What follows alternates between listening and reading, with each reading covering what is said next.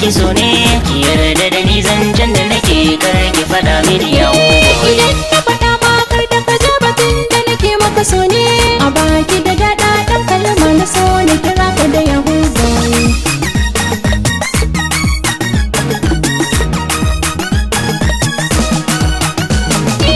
Sabo aka ce jirgin wawa ga wanda ya darsa, suna ya zama tolin zami idan ka ji amsa. A so da rike ka halimamin da zuci ta kunsa, cikon lafazin jin daɗi na kiran lakanin ka da Yahudu. Na yarda da soso cuta ne idan ki gudarce, da har kika amsa min kalmar da ke na kasance. Ina fari ko zance zan da ke na kadaice, kira ni da kyakkyawar kalma ki na faɗa mini yawo boy.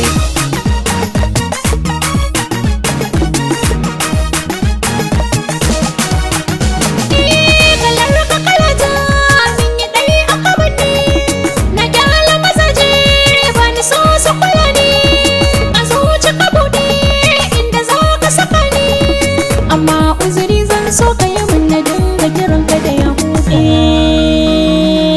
Na yi ta kiranki tun da kin ji ki amsa, cikon nasara ta yau da ke na ci gasa.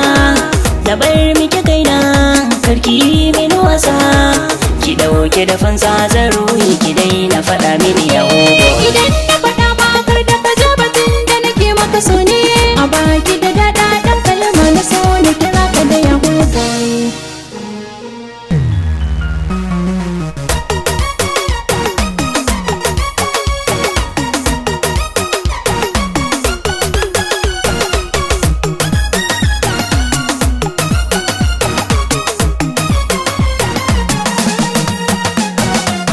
Idan na faɗa ki ma ki faɗa batun da nake miki so ne, ki yarda da ni zancen da nake kar ki faɗa mini yawo.